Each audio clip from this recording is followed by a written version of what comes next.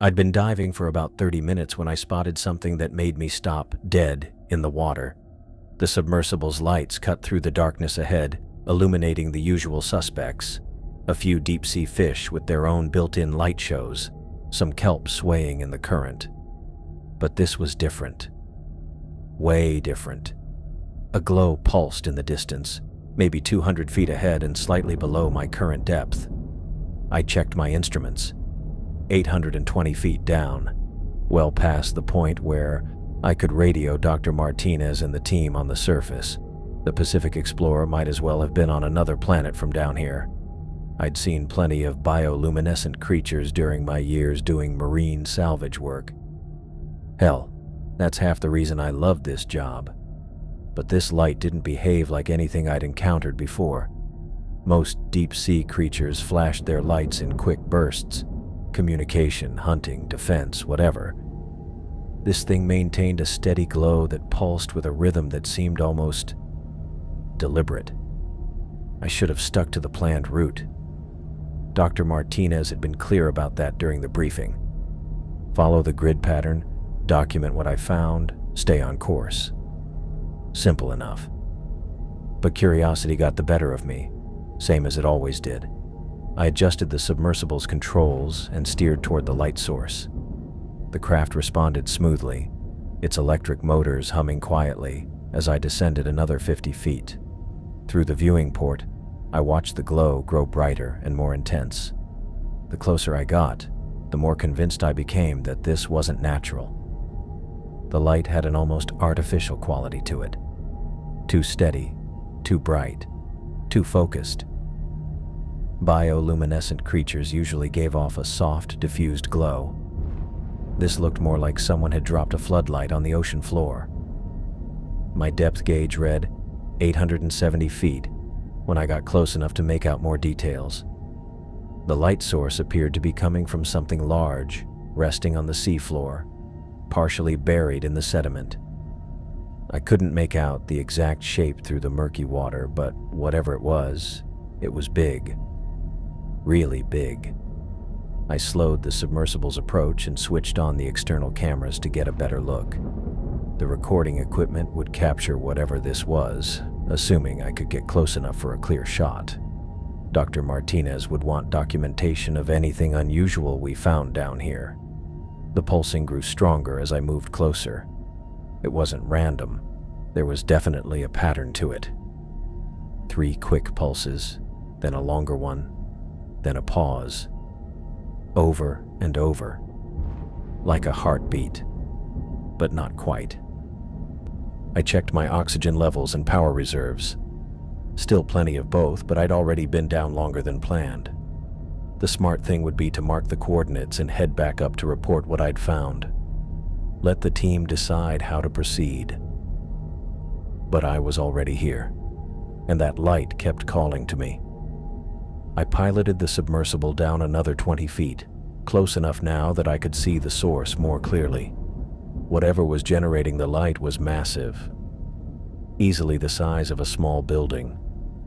The glow seemed to emanate from multiple points along its surface, creating an eerie constellation in the deep water. My hands tightened on the controls as I realized I was looking at something that definitely didn't belong on any marine biology textbook. The shape was too regular, too geometric. Nature didn't work in straight lines and perfect angles like this thing seemed to. The pulsing intensified, and for a moment I could swear the light was responding to my presence, which was impossible, of course. But the timing seemed too coincidental. The rhythm had changed just as I'd gotten close enough for a good look. I hovered there in the water, maybe 100 feet away from whatever this thing was, trying to decide what to do next. Every instinct I'd developed during years of underwater work was telling me to back off and get the hell out of there. But the scientist in me, the part that had volunteered for this research expedition in the first place, wanted to know more. The submersible's sonar pinged softly, mapping the area around me. According to the readings, the object extended deep into the seafloor sediment. This wasn't just something that had fallen down here recently. It had been buried for a long time. I reached for the radio controls, even though I knew I was too deep for surface contact. Static filled the cabin when I tried to raise Dr. Martinez. I was completely on my own down here, 890 feet below the surface, staring at something that shouldn't exist. The light pulsed again, brighter this time, and I felt the submersible's hull vibrate slightly. Not from the water pressure or the current, something else entirely. That's when I realized I might have made a serious mistake coming down here alone. I stared through the viewing port and felt my blood turn to ice. An eye the size of a dinner plate was looking right back at me, maybe 20 feet away from the submersible's front window. The thing was massive. Just this one eye took up most of my field of vision, and I could see intelligence behind it.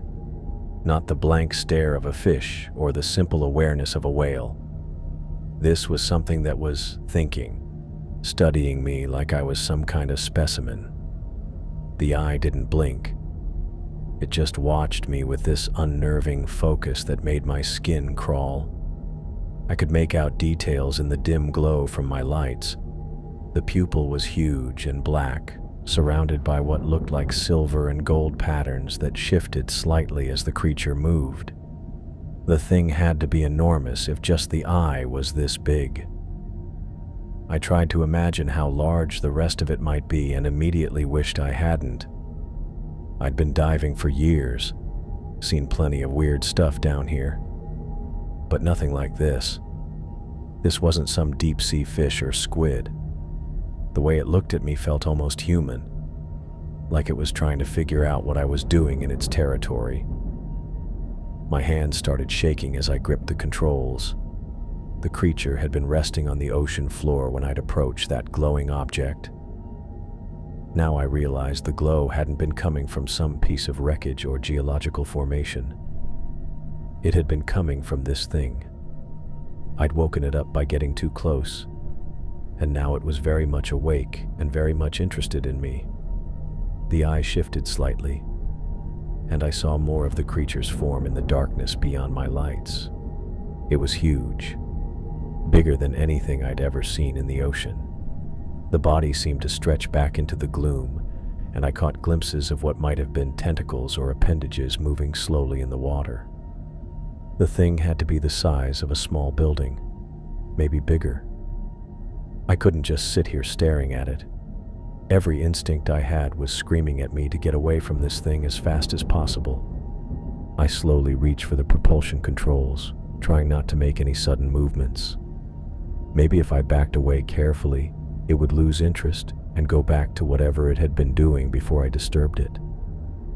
The moment I touched the controls, the eye seemed to focus even more intently on me, like it knew exactly what I was thinking.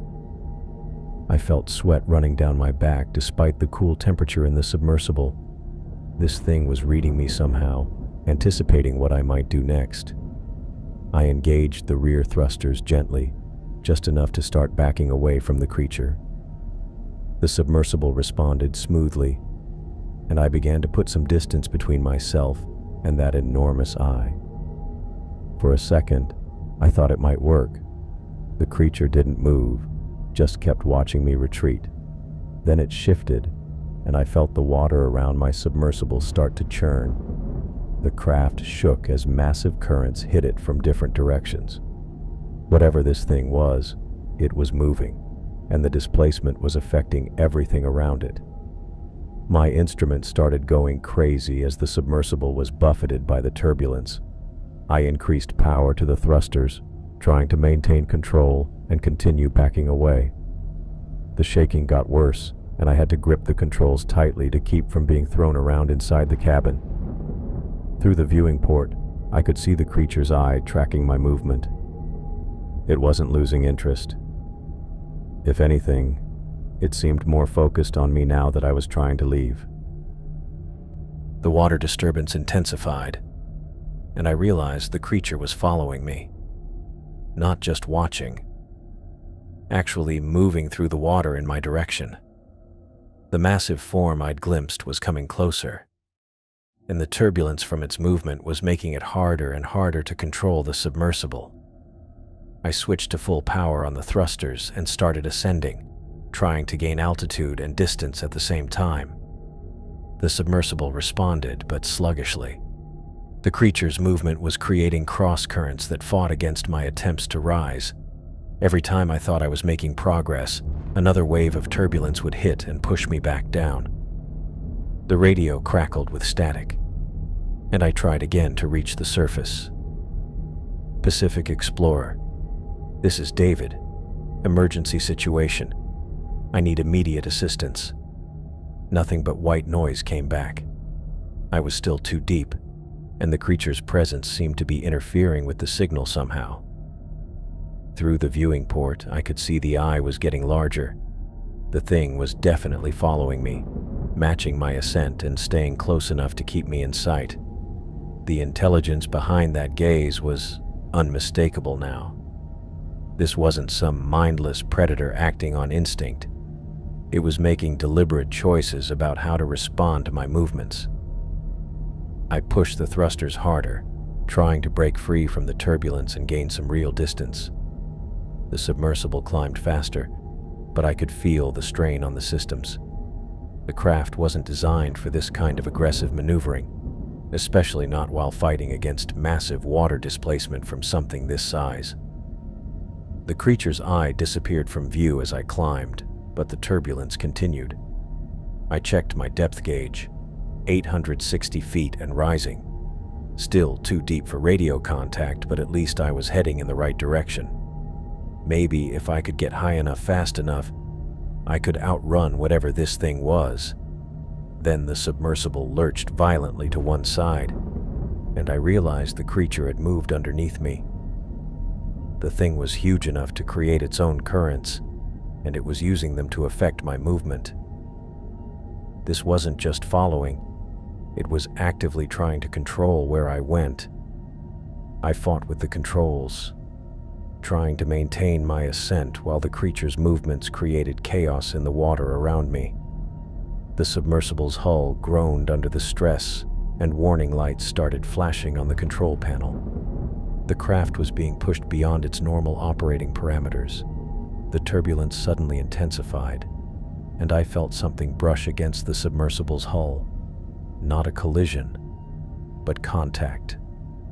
The creature had touched my craft deliberately, testing it somehow. The gentle contact sent chills down my spine because it showed just how much control this thing had over the situation. It could have crushed the submersible easily, but instead it was being almost careful with me. That realization was somehow more terrifying than if it had just attacked outright.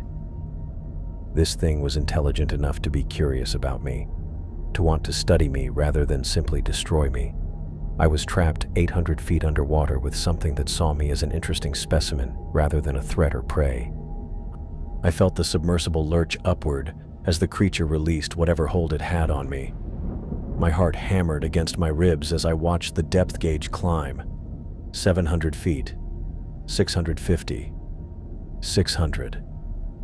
For a moment, I thought I'd actually escaped.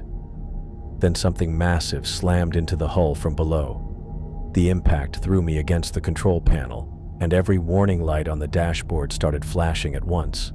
The depth gauge reversed direction, numbers spinning downward as the creature dragged me back into the abyss. 700 feet, 750, 800. I grabbed the thruster controls and pushed them to maximum power, trying to break free from whatever grip the thing had on my craft. The engines whined with effort, but it was like trying to fly a paper airplane in a hurricane. The creature was too strong, too massive. It pulled me down with the casual ease of a child dragging a toy through bathwater. 850 feet, 900. The hull groaned under the pressure, metal creaking in ways that made my stomach clench. I'd never heard those sounds before, not in all my years of diving. The submersible wasn't built for this kind of abuse. I tried cutting the engines completely, thinking maybe if I stopped fighting, the creature would lose interest. The moment the thrusters went silent, I felt something brush against the viewing port. Not a bump or collision, a deliberate touch, like fingers tracing the glass. Through the murky water, I caught glimpses of the thing's true size. What I'd thought was just a massive eye was nothing compared to the rest of it. Tentacles thicker than tree trunks moved past the lights, and I realized the creature could wrap around my entire submersible without even trying. But it didn't crush me. Instead, it let me rise again. The depth gauge climbed back up, 850, 800, 750. Hope flared in my chest as I watched the numbers drop. Maybe this time I could actually reach the surface. Maybe the thing was finally letting me go. I was wrong. At 600 feet, the creature grabbed me again. This time I felt the impact differently, not violent, but controlled, calculated. The beast was playing with me like a cat with a mouse, letting me think I had a chance before yanking me back down. 900 feet, 950, 1,000. I'd never been this deep before. The pressure readings on my instruments were climbing into the red zone, and new warning lights joined the chorus already flashing across my control panel. The hull creaked constantly now, a symphony of stressed metal that made my teeth ache. I tried a different approach, steering hard to the left while engaging the thrusters. If I couldn't go up, maybe I could go sideways, find some underwater formation to hide behind or use as cover. The submersible responded sluggishly, fighting against the creature's influence, but I managed to change direction. For about 10 seconds, something massive moved through the water ahead of me, cutting off my escape route. The creature had anticipated my move, positioning itself to block my path before I'd even fully committed to it. I was dealing with something that could think, something that understood strategy. I reversed course, trying to go right instead. Again, the creature was already there, a wall of flesh and tentacles that made further movement impossible. It herded me back toward the center of the open water, where it had complete control. My fuel gauge was dropping faster than it should have been. All this maneuvering, all these desperate attempts to escape, were burning through my reserves at an alarming rate. At this rate, I'd run out of power long before my oxygen became a problem. The creature let me rise again. This time, I didn't feel hope. I felt dread. I knew what was coming. The thing was establishing a pattern, training me like some kind of laboratory animal. Up, then down. Freedom, then captivity. Over and over until I broke. 700 feet. 600.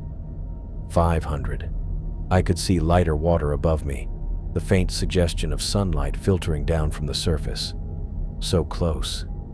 If I could just maintain this ascent for another few minutes, I'd be in radio range. I could call for help, warn the team about what was down here. The creature slammed into me harder this time, driving me down with enough force to rattle my teeth. The depth gauge spun like a slot machine. 700, 800, 900, 1,000, 1,100 feet. I was deeper than I'd ever been, deeper than the submersible was rated for. The pressure warnings weren't just flashing anymore. They were screaming. A high-pitched alarm filled the cabin, so loud I had to cover my ears. Through it all, I could feel the creature watching me. Not just the physical sensation of being observed, but something deeper. It was studying my reactions, learning how I responded to fear and desperation. Every time I tried a new escape route, every time I changed tactics, the thing absorbed that information and used it against me. I tried cutting power to everything except life support, hoping to convince the creature I was dead or disabled. The lights went out, plunging me into darkness, except for the faint glow of the emergency systems. The engines went silent. Even the air recycling system stopped its constant hum. For a moment, nothing happened. I floated in the black water, holding my breath, praying the creature would lose interest and swim away. Then I felt it. A gentle bump against the hull, right next to where I was sitting. Then another. The thing was tapping on my submersible like someone knocking on a door. It knew I was alive. It knew I was pretending. I powered everything back up, and immediately the creature resumed its game. Up to 800 feet, then down to 1,200. Up to 700, then down to 1,300. Each cycle took me deeper than the last, and each time the ascent was shorter. My hands were shaking so badly, I could barely work the controls. Sweat poured down my face despite the cool temperature in the cabin. The creature was breaking me down systematically, wearing away my hope and my sanity with mechanical precision. The worst part was the intelligence behind it all. This wasn't some mindless predator acting on instinct. Every move the creature made was deliberate, calculated to cause maximum psychological damage. It could have killed me instantly, but instead, it chose to torture me. The fuel gauge dropped into the yellow zone, then the red. Soon, I wouldn't have enough power to run the thrusters at all. The creature would have complete control, able to drag me wherever it wanted in the crushing depths of the ocean. I tried one last desperate maneuver, firing all thrusters simultaneously in different directions, hoping to confuse the creature or break free through sheer unpredictability. The submersible spun wildly, throwing me against the walls of the cabin. But I didn't care. Anything was better than this slow, methodical destruction of my will. The creature stopped my spin with casual ease, wrapping something around the hull that brought me to a complete halt. I hung suspended in the water at 1,400 feet, deeper than any human had a right to be, completely at the mercy of something that viewed me as nothing more than an interesting toy.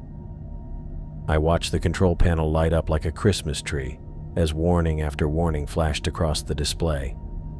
Hull integrity at 80%. Pressure differential climbing. The creature had been dragging me up and down for what felt like hours, but my chronometer said only 20 minutes had passed since this nightmare started. The oxygen gauge caught my eye. It had dropped into the yellow zone. Not critical yet, but getting there fast. All this maneuvering was burning through my air supply faster than normal. I tried to calculate how much time I had left, but the creature slammed into the hull again, throwing me against the side of the cabin. I had to try something different. The emergency ballast system. If I could dump the ballast tanks, the submersible would shoot toward the surface like a cork. My hand moved to the red lever marked emergency ascent, and I pulled it hard. The tanks emptied with a loud hiss, and for a second, I felt the submersible lurch upward. Hope flared in my chest. Then something massive moved above me, blocking out what little light filtered down from the surface. The creature had positioned itself directly overhead, using its body like a ceiling to trap me. I tried the thrusters again, pushing them to maximum power and angling toward what looked like an opening to the left. The submersible responded sluggishly, fighting against the water pressure and the creature's influence. For 10 seconds, maybe 15, I thought I was breaking free. Then tentacles thicker than telephone poles wrapped around the hull, dragging me back down. The depth gauge spun past 1,000 feet, then 1,100, then 1,200. I'd never been this deep before. The pressure readings climbed steadily into the red zone, and a new alarm joined the chorus. Hull stress warnings. I tried cutting the engines completely and drifting, hoping the creature would lose interest. It didn't work. I tried sudden direction changes, spinning the submersible in tight circles. The creature anticipated every move. When I dove toward a cluster of underwater rock formations, thinking I could lose it in the maze of stone pillars, the thing herded me back into open water like a sheepdog working livestock. That's when it really hit me. This wasn't random. The creature wasn't just playing with me or following some predatory instinct. It was thinking, planning, adapting to everything I tried. When I went left, it was already there waiting. When I tried to ascend, it blocked my path before I even started moving. The oxygen gauge dropped another notch. Yellow was turning to orange, and orange would become red soon enough. My hands were shaking now, not from cold, but from the growing realization that I was completely outmatched. Every strategy I tried, the creature countered with what looked like calculated precision. The creature's eye appeared at the viewing port again, that same unblinking stare I'd seen before. But this time I noticed something different in that gaze. It wasn't just curiosity or predatory interest. There was something almost methodical about the way it watched me, like it was studying my reactions, learning from each attempt I made to escape. The oxygen gauge clicked over into the orange zone. My breathing was getting faster, using up air even quicker.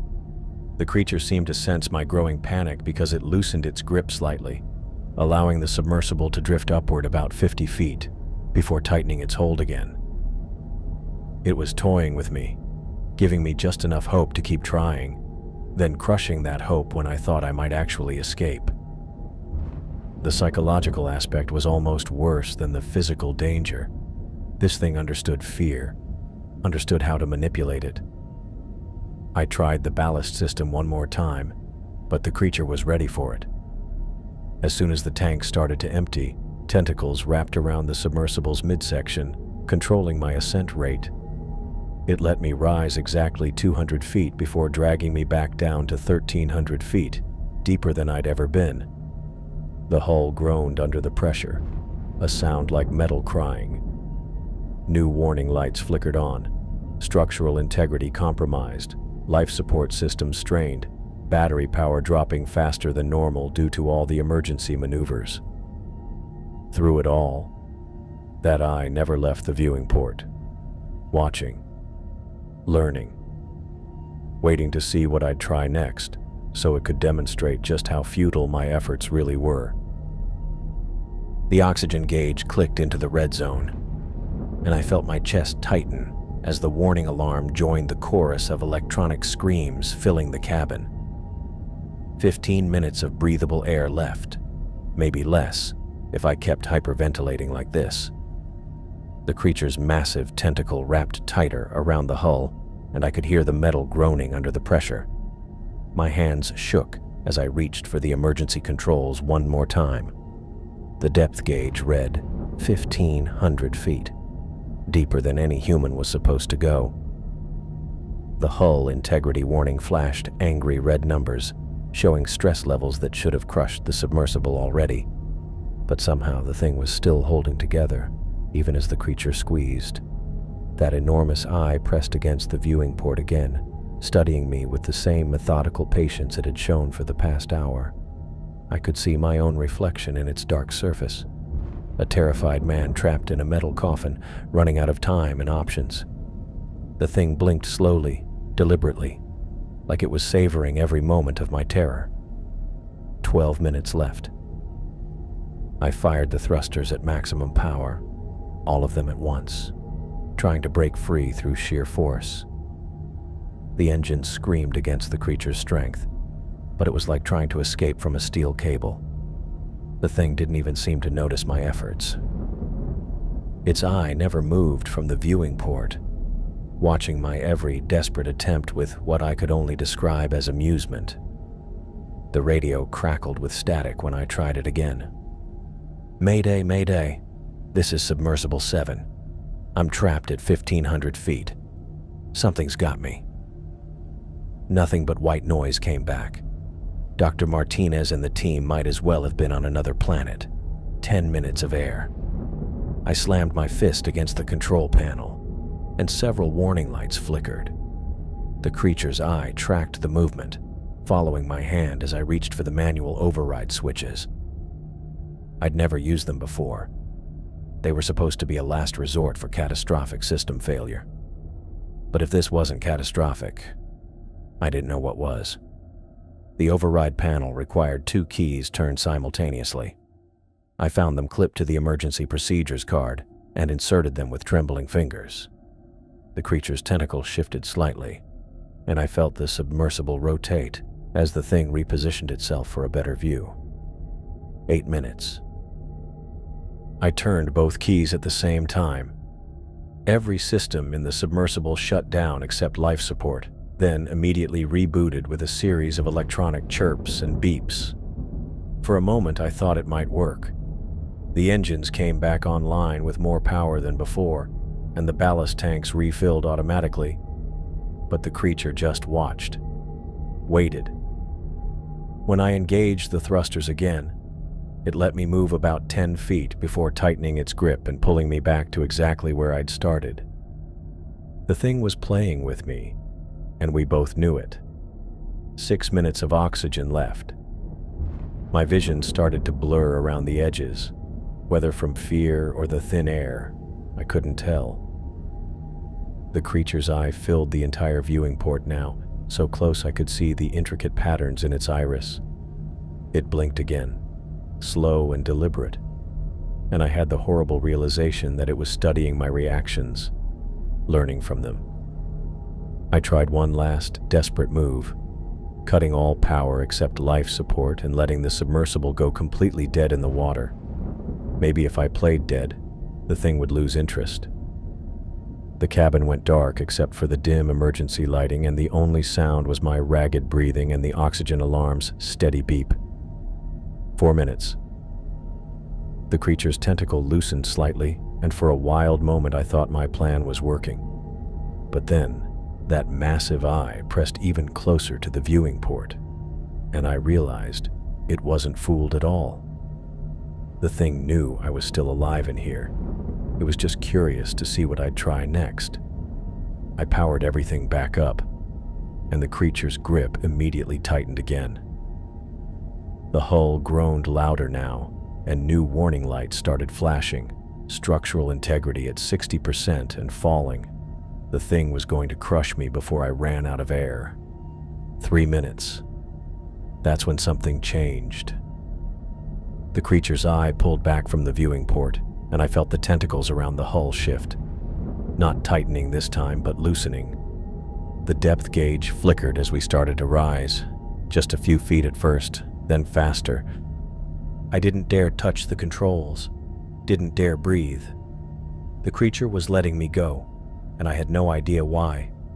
2 minutes of oxygen, the tentacles unwrapped completely, and suddenly, I was free. The submersible lurched upward as the ballast tanks kicked in, and I could see the creature's massive form retreating into the darkness below.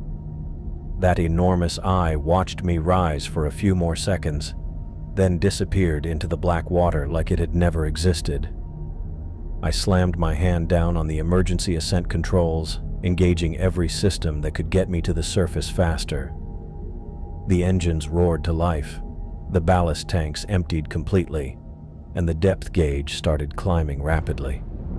1,400 feet, 1,300, 1,200. 1 minute of air left.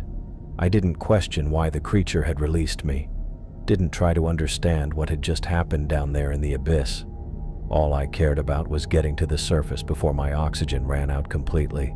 The submersible shot upward through the dark water, racing against time and my failing life support systems.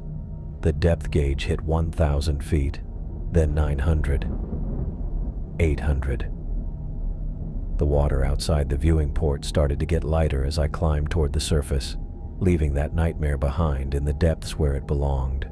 700 feet, 600, 500. The oxygen alarm finally went silent as I broke through into the upper layers of the ocean, where sunlight could actually penetrate. I could see the surface now, a bright shimmer far above, getting closer with every second. My hands were still shaking as I gripped the controls, pushing the damaged submersible upward as fast as it would go. 400 feet, 300, 200. I didn't slow down until I could see the hull of the Pacific Explorer waiting on the surface, exactly where Dr. Martinez had promised it would be. The submersible broke through into daylight, and I gasped as fresh air started cycling through the life support system again. I broke the surface and gasped, feeling the cool ocean air hit my face after what felt like hours in that metal coffin. The Pacific Explorer sat about 50 yards away, its white hull gleaming in the afternoon sun. I could see crew members already moving around on deck, probably wondering why I'd been down so long. The submersible bobbed in the gentle swells, and I worked the controls to signal my position. Within minutes, I heard the rumble of the recovery boat's engine getting closer. Ray, one of the deck crew, was at the helm with two other guys I recognized but didn't know well. "You okay in there, David?" Ray called out as they pulled alongside. "Yeah, I'm fine," I said, though my voice came out shakier than I wanted. "Just had some equipment issues." They hooked up the recovery lines and started towing me back to the ship. I sat there trying to figure out what the hell I was going to tell Dr. Martinez. How do you explain that you found something down there that shouldn't exist? Something that played with you like a cat with a mouse? The crane lifted the submersible out of the water, and I felt the familiar thud as it settled onto the deck. Dr. Martinez was waiting for me when I climbed out, along with 3 other researchers from the team. She had that look on her face, the one she got when protocols weren't followed. "David, you were down for 47 minutes, she said, checking her clipboard.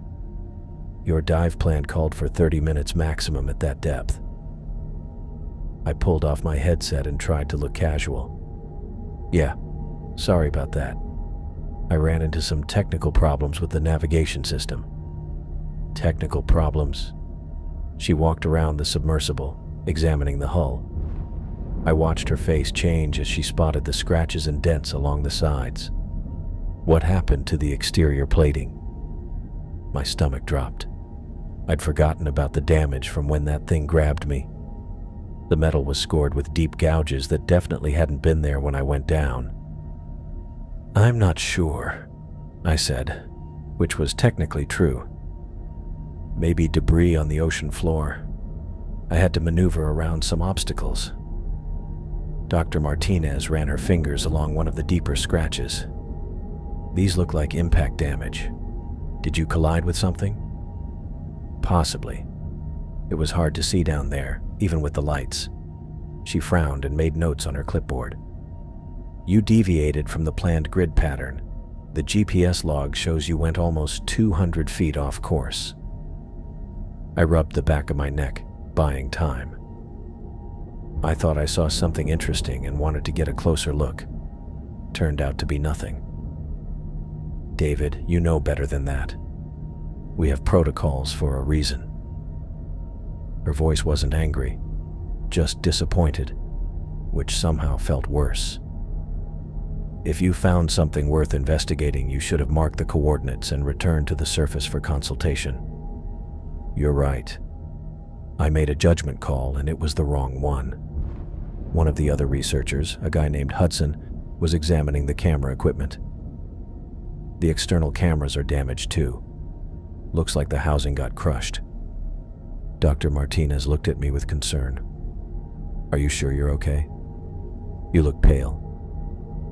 I was pale.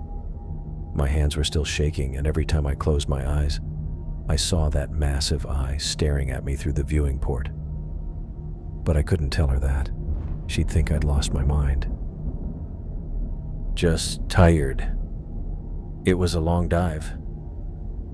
She studied my face for a moment, then nodded. "Why don't you go get some rest? We'll need a full incident report later, but it can wait until tomorrow." "Thanks.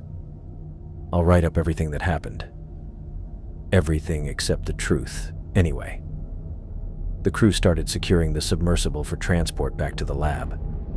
I helped them with the basic procedures, checking the ballast systems and powering down the electronics. My hands moved automatically through the familiar routine, but my mind kept drifting back to those final moments underwater. The way the creature had just let me go. One second I was trapped at 1,400 feet with no hope of escape, and the next, I was shooting toward the surface like a cork from a bottle. Why had it released me? What had changed? "David, you missed a connection," Hudson said, pointing to one of the power cables. I looked down and realized I'd been staring at the ocean while my hands worked. "Sorry, just distracted." "No problem, happens to all of us." But it didn't happen to me. I'd been diving for years, and I never lost focus during equipment checks. That thing down there had gotten into my head somehow. Dr. Martinez finished her inspection and walked over to where I was coiling cables. "The damage is extensive, but not catastrophic. We'll have to send this unit back for repairs before we can use it again." "How long will that take?" "Probably a week, maybe 2. We'll have to continue the survey with the backup submersible." I nodded, though the thought of anyone else going down there made my stomach clench. What if that thing was still down there? What if it decided to play its games with someone else? "Dr. Martinez, maybe we should consider moving to a different survey area. This section doesn't seem to have much of interest." She raised an eyebrow. "Based on one dive?" "David, we've barely scratched the surface of this area. The geological surveys suggest there could be significant formations down there." "I know, but the equipment problems, the visibility issues..." I was grasping for reasons that didn't sound crazy. "That's exactly why we need to be more thorough, not less. Equipment problems can be fixed, and visibility varies with conditions." I wanted to argue, but I couldn't think of anything that wouldn't raise more questions. Instead, I just nodded and went back to securing the gear. The rest of the team gradually dispersed, returning to their other research activities.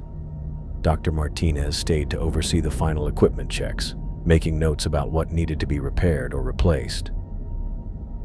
"David, I want you to know that I'm not upset about the deviation from protocol," she said as we finished up.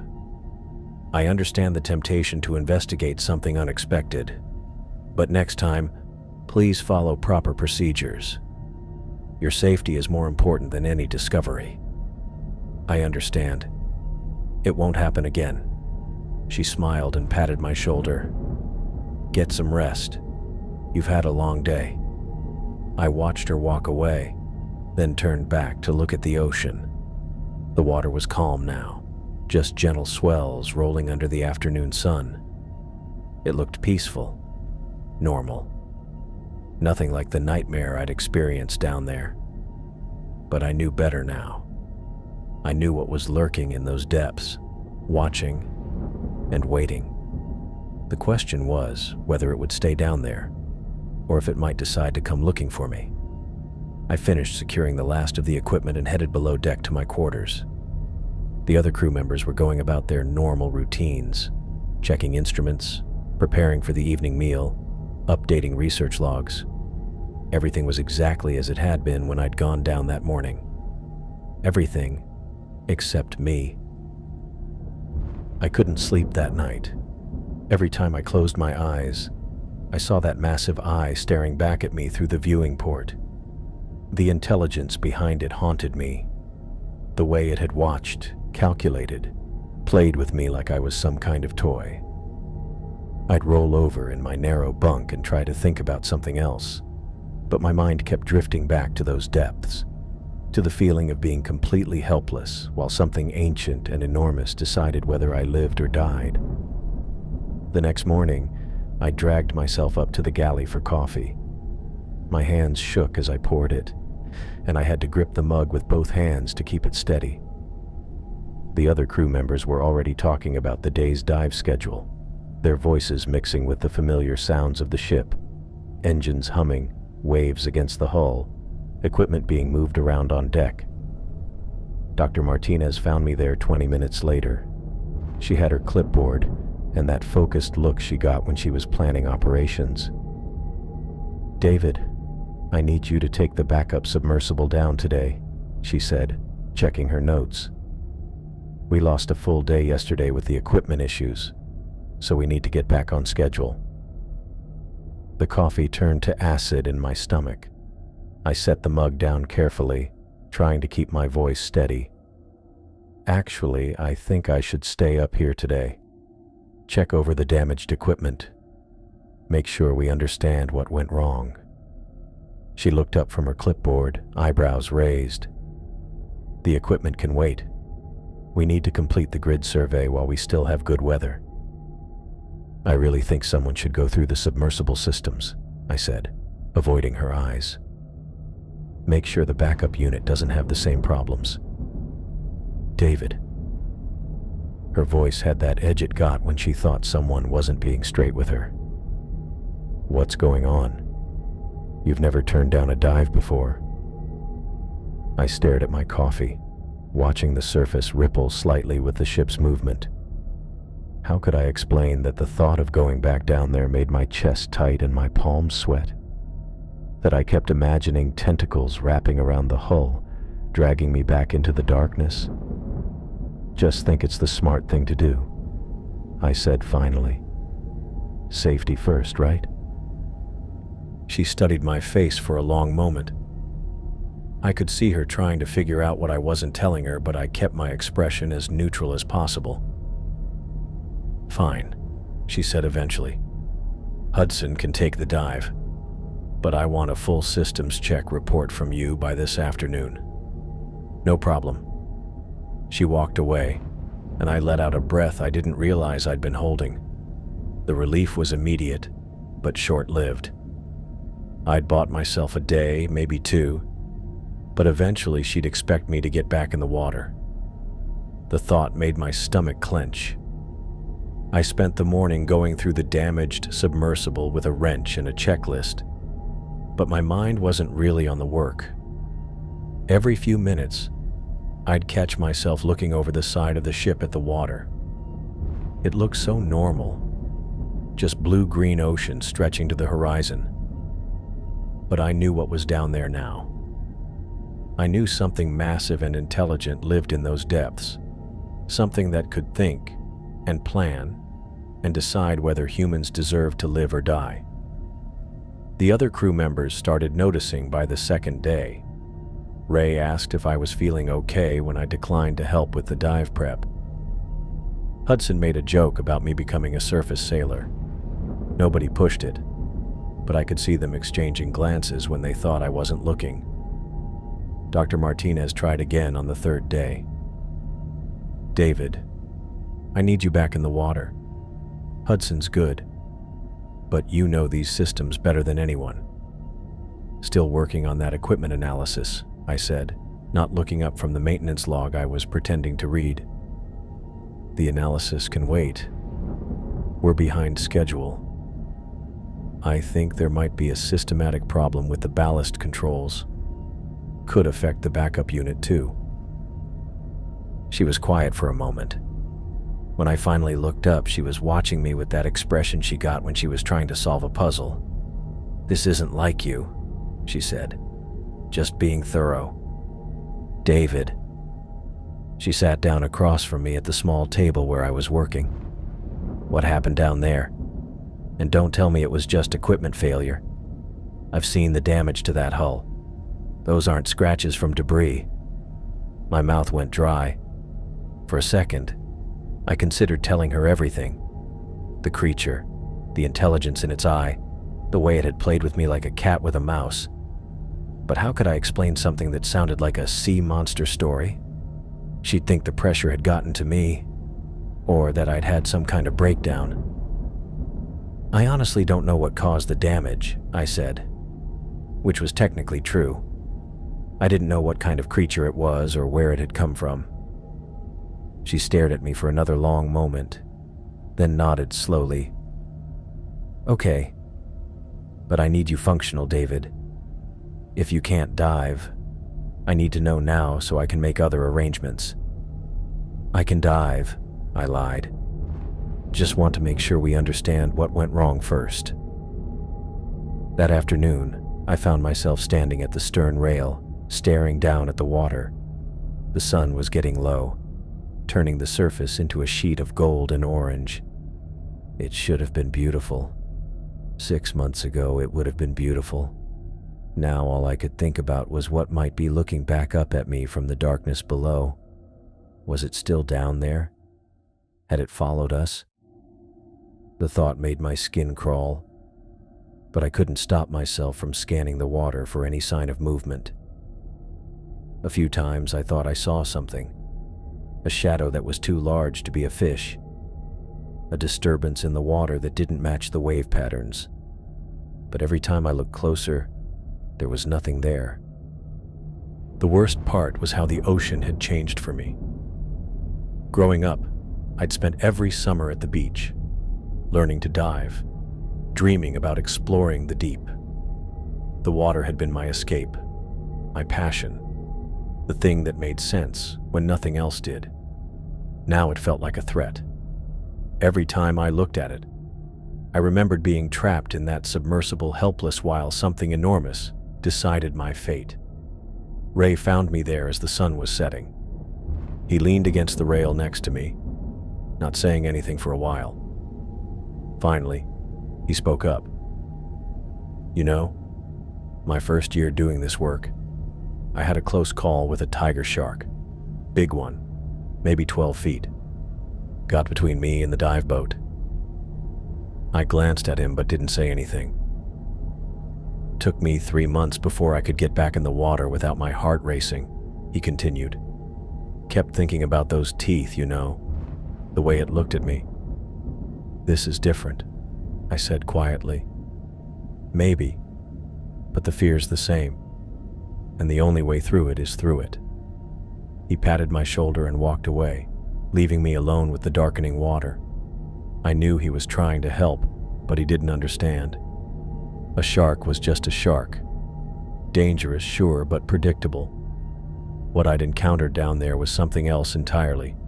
Something that thought and planned and seemed to enjoy the psychological game it was playing. The next morning, Dr. Martinez called a team meeting. We gathered in the small conference room, and she spread out charts of our survey area on the table. "We're 3 days behind schedule," she said, looking around at all of us. "The weather window is closing, and we need to complete this grid before the storms hit." She pointed to several marked areas on the chart. Hudson's covered sections 4 and 5. We still need 6 through 10, plus the deep water surveys in the trench area.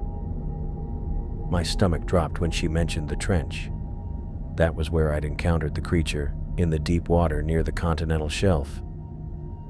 "David, I need you on the deep surveys.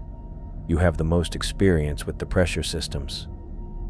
"I think Hudson should handle those," I said quickly. "He's been doing good work." "Hudson doesn't have your depth certification, and frankly, we can't afford any more equipment failures." The room went quiet. I could feel everyone looking at me, waiting for my response. Dr. Martinez's expression was patient but firm. She wasn't going to take no for an answer this time. "I'll need to run a full systems check first," I said finally. "Of course, but I want you in the water tomorrow morning." After the meeting, I walked back to my quarters, feeling like I was heading for an execution. I sat on my bunk and stared at the small porthole, watching the water slide past. Tomorrow I'd have to go back down there, back into the darkness where that thing was waiting. I tried to tell myself it was probably gone by now. Creatures that size had to cover huge territories to find food. The chances of encountering it again were slim.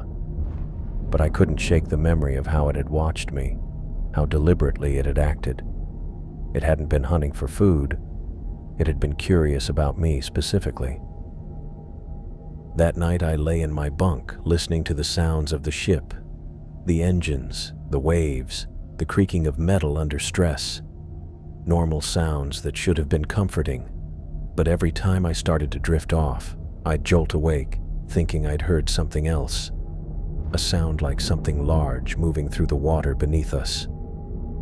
I got up around 3 in the morning and went up on deck. The night was clear, with enough moonlight to see the water stretching out in all directions. I walked to the rail and looked down, half expecting to see that massive eye staring back up at me.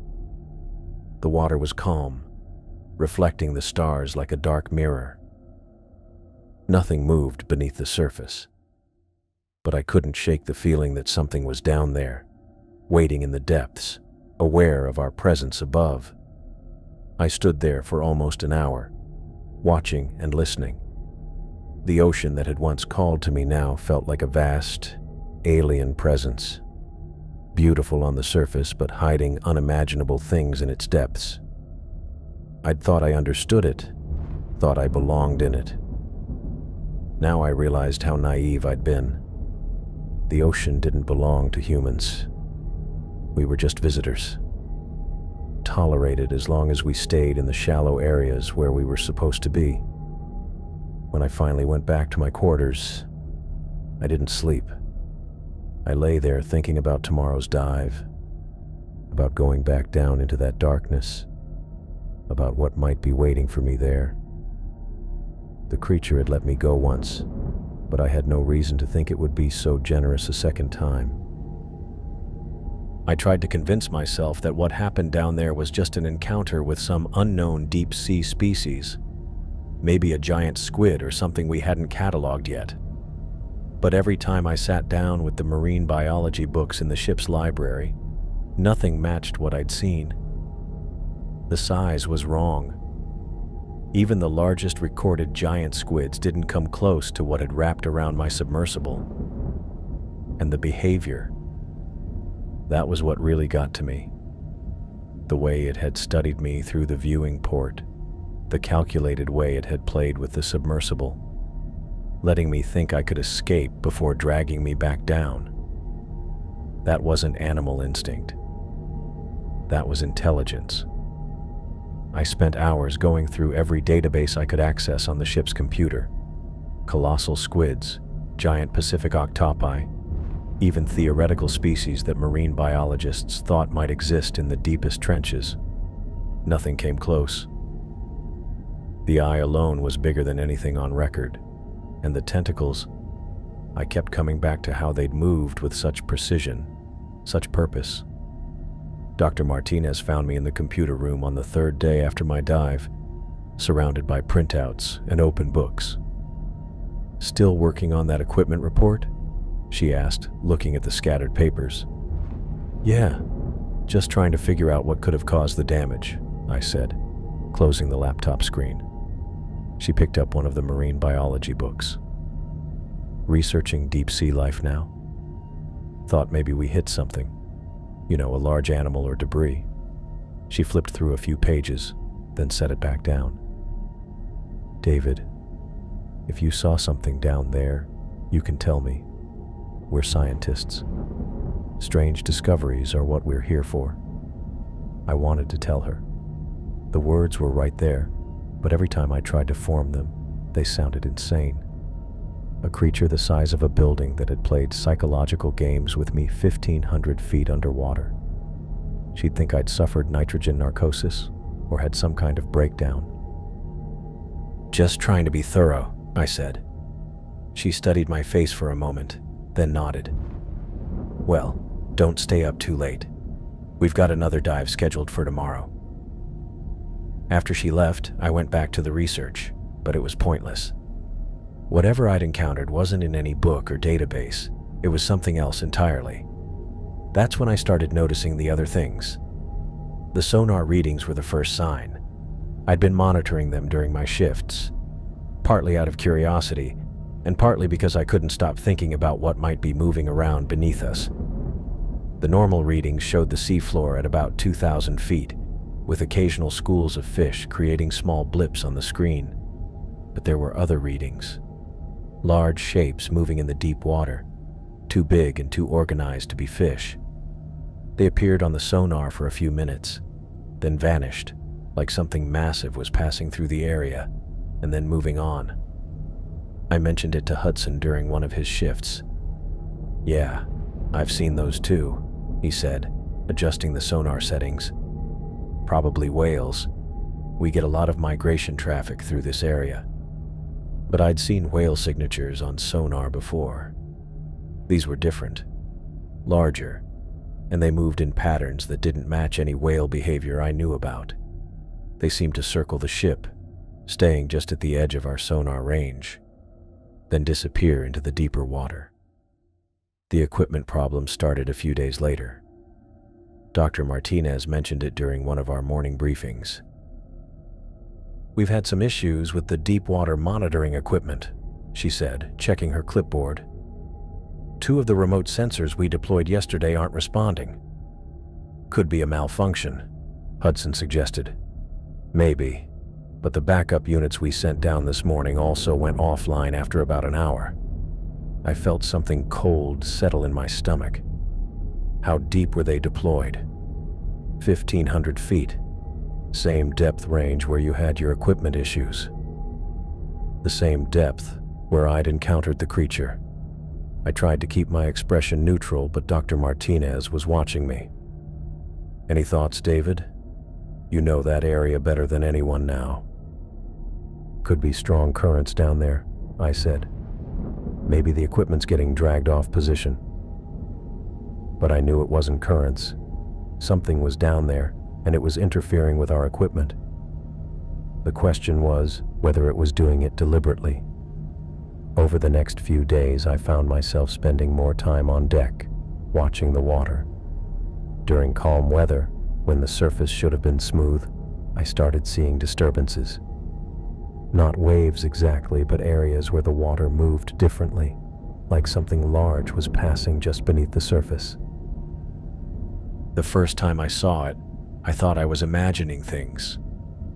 It was late afternoon, and the ocean was dead calm. Then I noticed a section of water about 50 yards from the ship that seemed to be moving in a slow, circular pattern. The surface didn't break, but there was definitely something underneath causing the disturbance. I grabbed a pair of binoculars and focused on the area. The movement continued for about 10 minutes, then stopped. The water returned to its normal calm state, like nothing had happened. I saw similar disturbances 3 more times over the next week, always in calm weather, always at different distances from the ship. Sometimes the water would move in circles, other times in straight lines, like something was swimming back and forth beneath the surface. The worst part was that I started to recognize a pattern. The disturbances always happened when I was on deck, during my shifts, during my breaks, whenever I came up for air. It was like whatever was down there knew when I was watching. I tried to convince myself it was coincidence. The ocean was full of large animals, and we were in their territory. But the timing was too consistent, and the behavior too deliberate. On the 8th day after my encounter, I was standing at the stern rail during the evening watch when I saw the biggest disturbance yet. The water about 100 yards behind the ship began moving in a pattern that looked almost like a spiral. It started small, maybe 20 feet across, then gradually expanded until it was nearly as wide as the ship itself.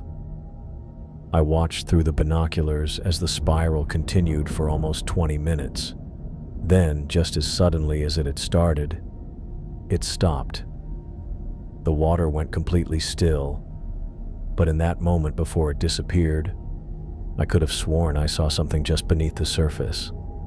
Something large and dark, with what might have been an eye reflecting the last light of the day.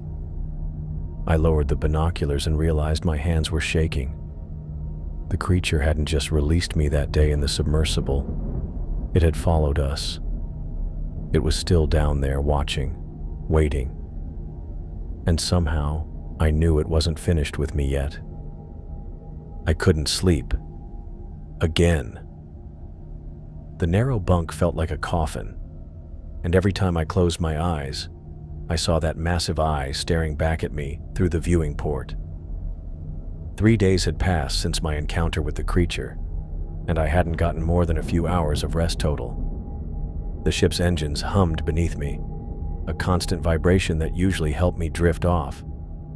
Tonight it just reminded me that we were floating on top of something vast and unknowable. I rolled over and checked my watch. 2:37 in the morning. My shift didn't start until 6, but there was no point trying to sleep anymore. I pulled on my clothes and headed up to the deck. The night air hit my face, cool and salty. Most of the crew was asleep, except for whoever had the watch. I could see a figure near the bridge, probably Hudson. The moon was almost full, casting a silver path across the water that stretched to the horizon. I walked to the port rail and leaned against it, staring down at the dark water. Everything looked normal, peaceful even.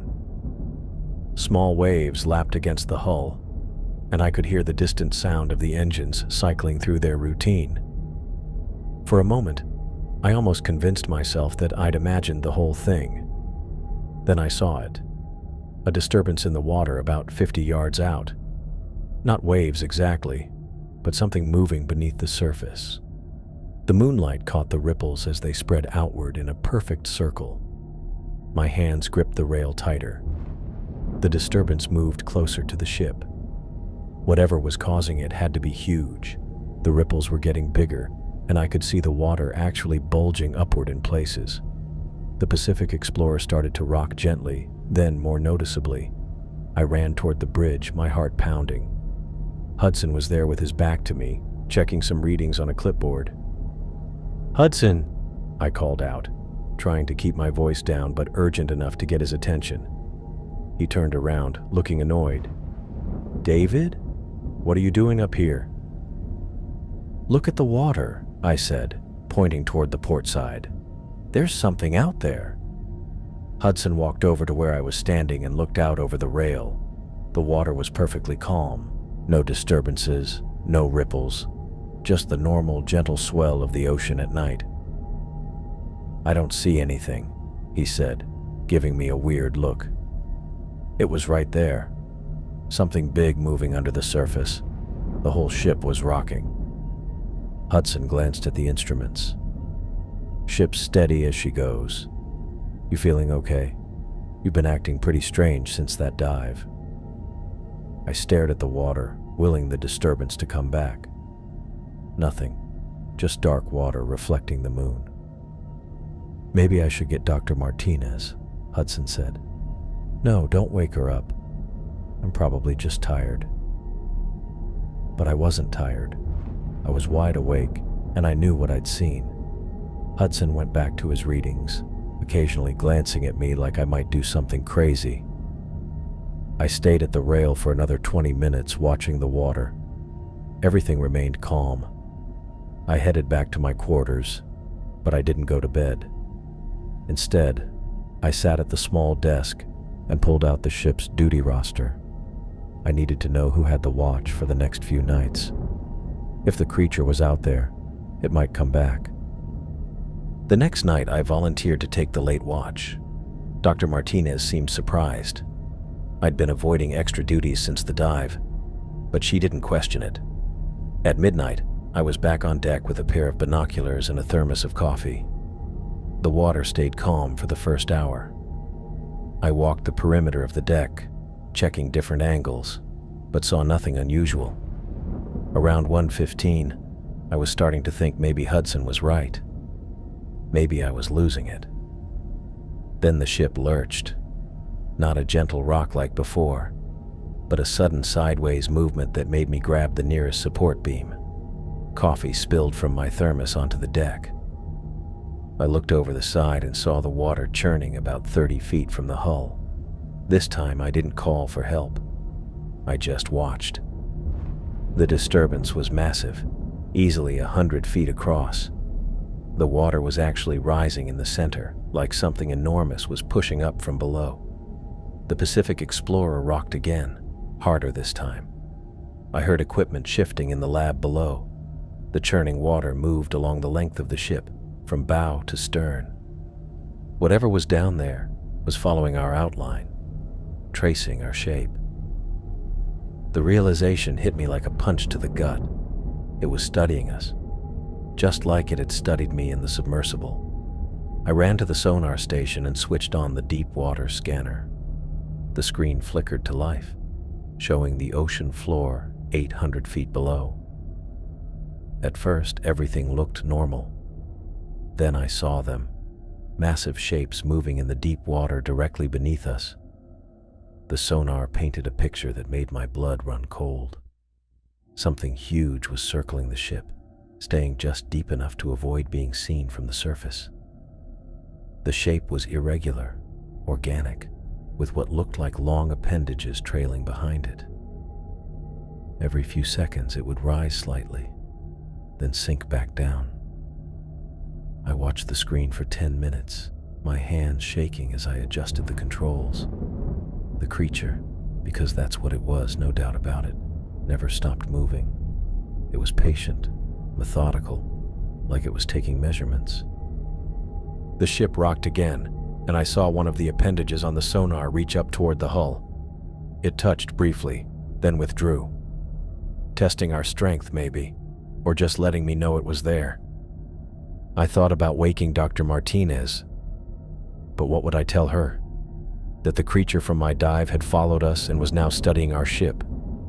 She'd think I'd completely lost my mind, and maybe I had. But the sonar didn't lie. The readings were clear. Something massive was down there, and it wasn't going away. I stayed at the sonar station until dawn, watching the creature circle beneath us. As the sun came up, it finally moved away, heading back toward the deeper water. The ship stopped rocking, and everything returned to normal. During the morning briefing, Dr. Martinez mentioned that some of the crew had reported unusual movement during the night. She attributed it to changing currents and reminded everyone to secure loose equipment. Nobody mentioned seeing anything in the water. I kept my mouth shut. That evening, I was back on deck before my shift even started. I had to know if it would return.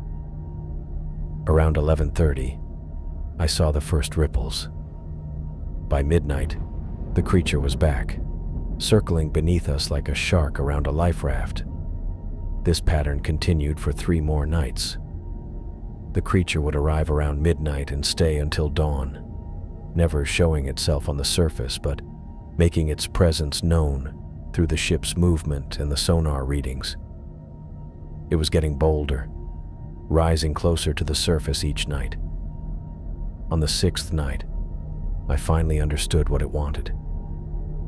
I was standing at the stern rail when the water behind the ship suddenly erupted.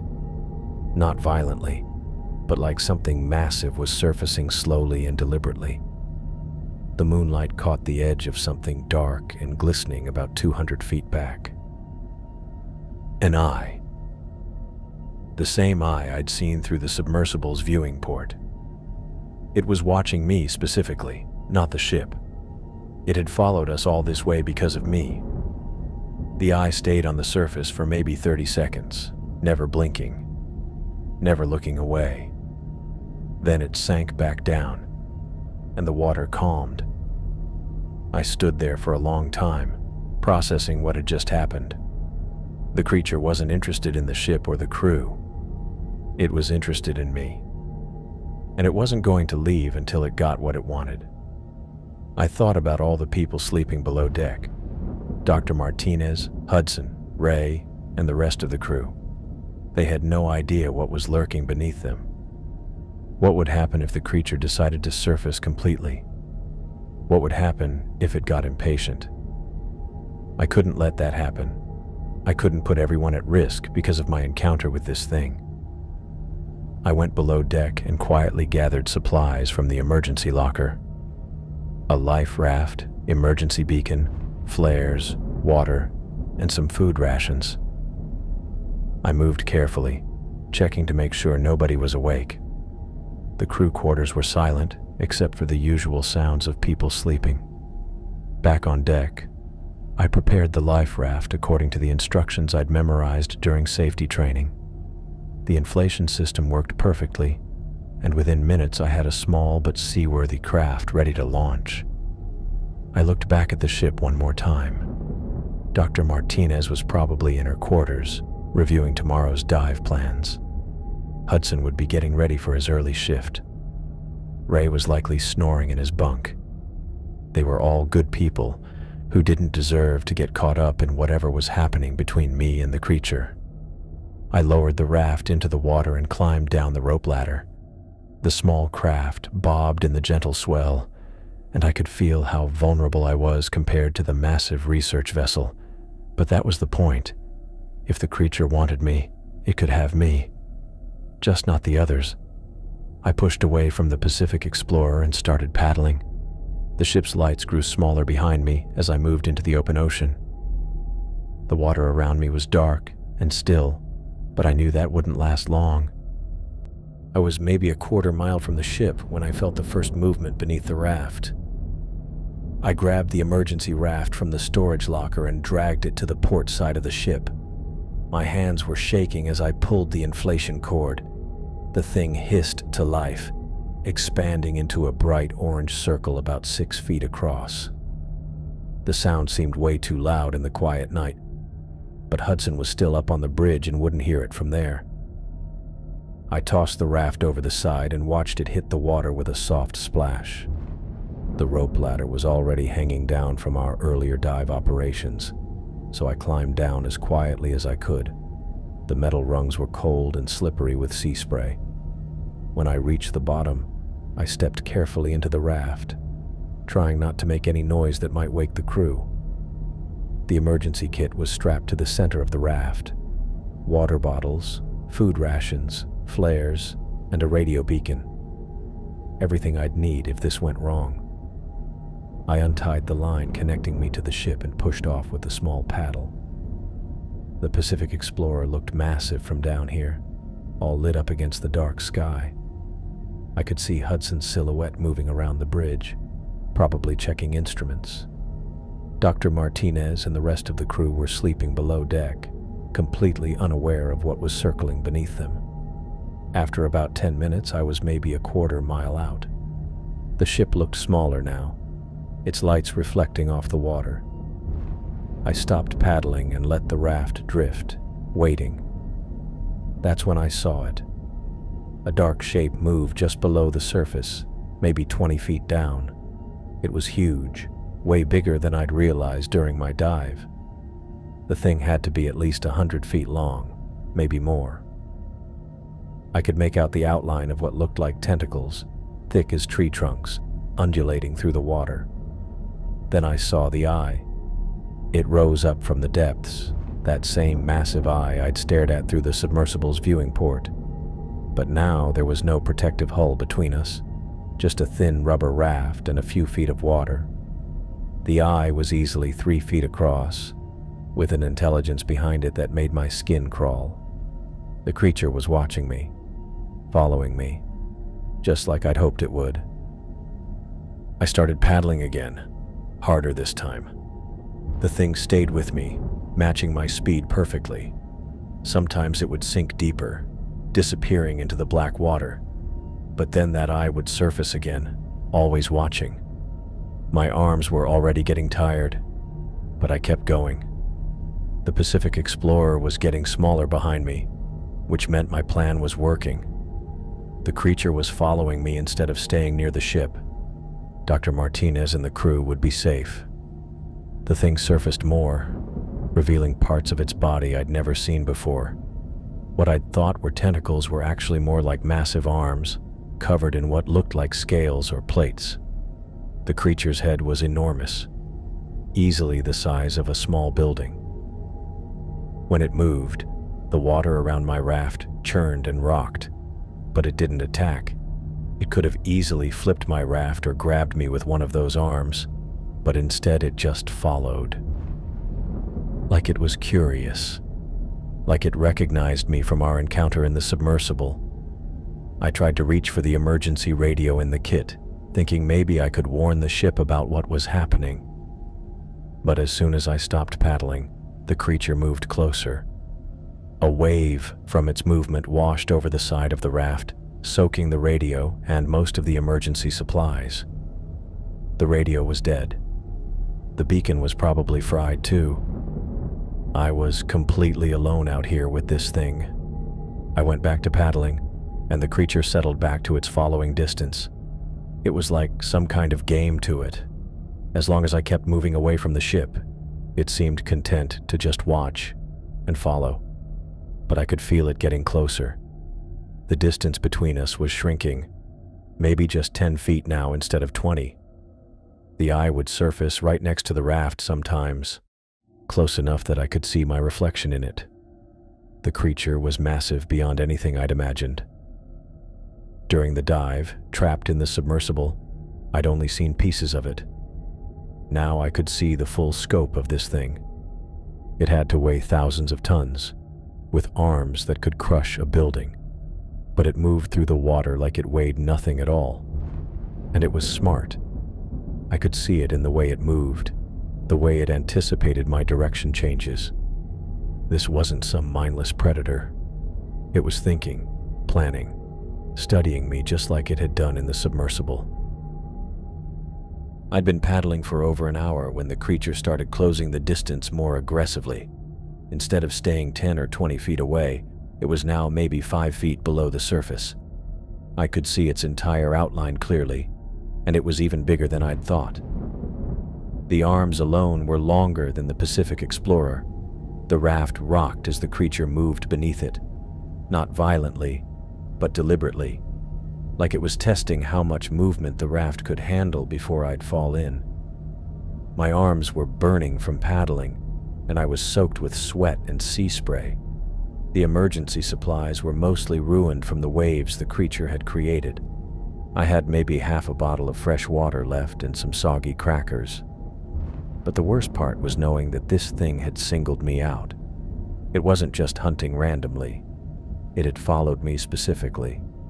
It remembered me from the dive, and now it wanted to finish whatever game we'd started down there. The creature surfaced again, this time showing more of its head. The eye was just one feature on something that looked like it belonged in a nightmare. The skin was dark and mottled, covered in what looked like scars or natural markings. There were other features too, what might have been gills or sensory organs, all alien and wrong. I kept paddling, but I knew I couldn't keep this up much longer.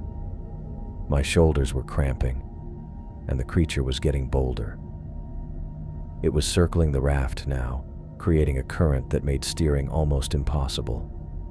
The thing could have killed me at any point during this chase.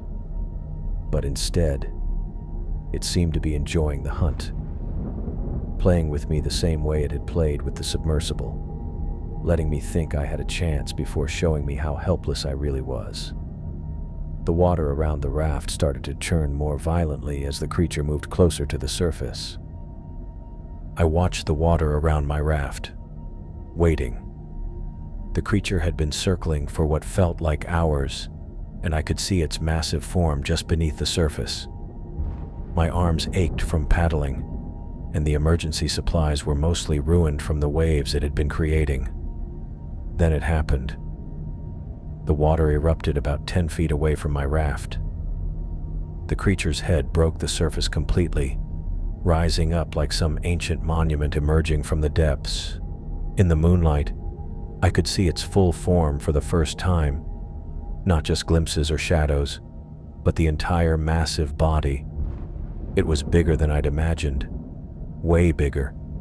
The head alone was the size of a small building, covered in what looked like armored plates that gleamed wet in the pale light. Its tentacles, I counted at least 8 of them, spread out around it like the arms of some colossal octopus, each one thick as a tree trunk and easily 60 feet long. But it wasn't an octopus.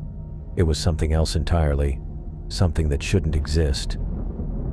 The eye that had haunted me for days was now fully visible, 3 feet across and fixed directly on me. But there were others, smaller eyes dotting the sides of its head, all of them intelligent, all of them watching. The creature held itself there in the water, motionless except for the gentle movement of its tentacles keeping it steady. I couldn't move, couldn't breathe. The thing was beautiful and terrifying at the same time, like looking at a living piece of the ocean's deepest mysteries. It made no sound, just watched me with that ancient intelligence I'd felt during our first encounter. My hand found the emergency kit without me thinking about it. My fingers closed around something hard and cylindrical. The flare gun. I'd forgotten it was there, tucked into the waterproof section of the survival kit. The metal was cold and solid in my grip. The creature tilted its massive head slightly, like it was curious about what I was doing. Those tentacles drifted closer to my raft, not threatening, just interested. Like it was studying me the same way I might study a bug under a microscope. I pulled the flare gun free and raised it with shaking hands. The creature didn't react, didn't seem to understand what the device was. Why would it? This thing had probably never seen human technology before, had never encountered anything like the tools we used. I aimed directly at that massive eye, the one that had been watching me, following me, playing with me for days. My finger found the trigger. "Sorry," I whispered, though I wasn't sure why. I pulled the trigger. The flare shot out in a brilliant red streak, trailing sparks and smoke. It covered the 10 feet between us in less than a second and hit the creature's eye dead center. The impact was like watching a firecracker go off against a wall. The creature's reaction was immediate and violent. It let out a sound I'd never heard before. Not quite a roar, not quite a scream, but something that seemed to come from the very depths of the ocean itself. The noise was so loud it made my ears ring, and I felt it in my chest like a physical blow. The massive head whipped back, and those tentacles thrashed wildly, sending waves crashing over my raft. I was soaked instantly, salt water filling my mouth and nose as I held onto the sides of the raft for dear life. The creature's body twisted and writhed, and I could see where the flare had hit, a bright red burn mark around the eye, which was now squeezed shut. Then it dove. The water around my raft turned into a whirlpool as the creature's massive bulk disappeared beneath the surface. I was spun around 3 times before the turbulence settled, leaving me dizzy and gasping. The ocean went quiet again, just the gentle lapping of waves against the raft. I sat there, flare gun still in my hand, staring at the spot where the creature had been. The water was dark and calm, like nothing had happened, but I could still hear that sound echoing in my head, could still see the way it had recoiled when the flare hit. I'd heard it, actually heard something that massive and powerful. The thought made me feel sick and relieved at the same time. Hours passed. I kept watching the water, expecting to see that familiar dark shape moving beneath the surface, but there was nothing. The ocean stretched out in all directions, empty and peaceful under the moon. My raft drifted slowly, pushed by currents I couldn't feel. I checked my watch. It was almost 4 in the morning. The Pacific Explorer was still visible in the distance, a small cluster of lights on the horizon. The crew would be waking up soon for the morning shift. Hudson would probably notice I was missing when he went to wake me for breakfast. By 5:30, I couldn't wait any longer. My hands were cramped from gripping the flare gun, and I was shivering from the cold and wet clothes. The creature hadn't returned. Maybe it was gone for good. Maybe it was just waiting deeper down. But I couldn't stay out here forever. I found the emergency beacon in the survival kit, a small orange device about the size of a cell phone. The instructions were printed on a waterproof card taped to the side. I pulled the antenna up and pressed the red button. A small light started blinking, and I could hear a faint beeping sound. The beacon would send out a distress signal that the Pacific Explorer's radio equipment could pick up. All I had to do was wait. I kept watching the water while the beacon did its work. Every shadow, every ripple made my heart race, but nothing came up from the depths. The sun started to rise around 6, painting the ocean in shades of orange and pink. It was beautiful, but I couldn't enjoy it. I kept thinking about that sound the creature had made when the flare hit its eye. Around 7 in the morning, I heard the rumble of an engine. The Pacific Explorer's recovery boat was heading my way, cutting through the calm water with Ray at the helm. I could see Dr. Martinez standing next to him, her hair whipping in the wind. They pulled up alongside my raft, and Ray reached down to help me climb aboard. My legs were shaky from sitting in the raft for so long, and I nearly fell when I tried to stand. "What the hell happened?" Dr. Martinez asked as soon as I was on the boat. "Hudson said you were missing from your bunk." I looked back at the water where I'd left the raft floating. "Equipment malfunction," I said. "Had to abandon ship." She studied my face, probably noticing how pale I was, how my hands were still shaking. "David, you look like you've seen a ghost." "Just tired," I told her. "Long night." The ride back to the Pacific Explorer was quiet. Dr. Martinez kept asking questions about what had happened, but I gave her the same answers I'd given before. Equipment problems, safety concerns, nothing she needed to worry about. She didn't believe me, I could tell, but she stopped pushing. For the next 4 days, I stayed on the ship. Dr. Martinez assigned Hudson to handle all the deep water dives while I worked on equipment maintenance and surface operations. I spent most of my time checking and rechecking gear that didn't need checking, anything to keep busy and avoid looking at the ocean. Every night I stood at the rail and watched the water. I never saw the creature again. No disturbances, no dark shapes moving beneath the surface, no signs that anything unusual lived in these depths. It was like the whole thing had been a dream, except for the memory of that sound it made when the flare hit. On the 5th day, Dr. Martinez announced we were heading back to port. The survey was complete, and we'd gathered enough data for the research project. I felt relief wash over me as the Pacific Explorer turned toward shore. The trip back took 2 days. I spent most of it in my quarters, avoiding the deck and the sight of open water. When we finally reached the harbor, I was the first one off the ship. Dr. Martinez caught up with me at the dock while I was loading my gear into my truck. "David," she said, "I've got another expedition planned for next month. Deepwater survey off the coast of Oregon. You interested?"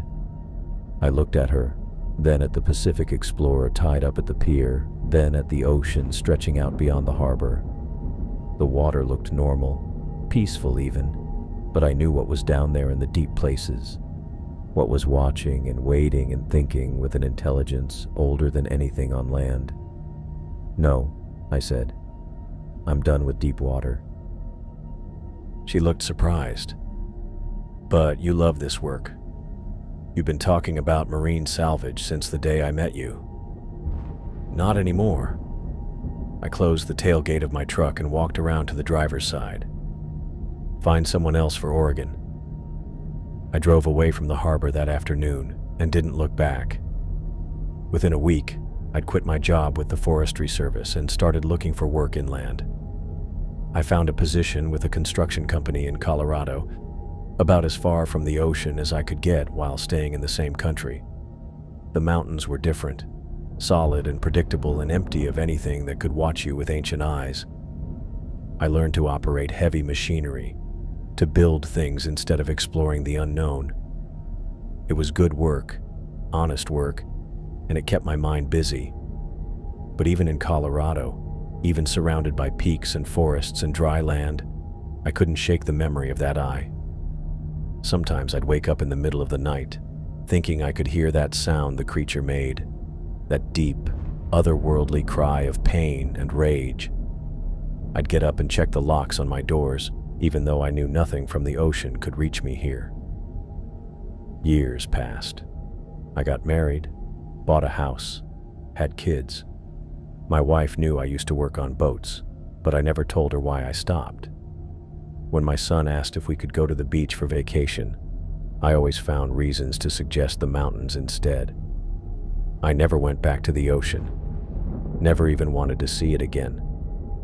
The creature had shown me something about the world that I wasn't meant to know. that there were things down there in the deep places, things with intelligence and purpose that had nothing to do with the human world above. Sometimes I wondered if it was still out there, swimming in the darkness with that burned eye, remembering the night a human had hurt it with fire. I hoped it had forgotten, but I suspected creatures like that didn't forget anything.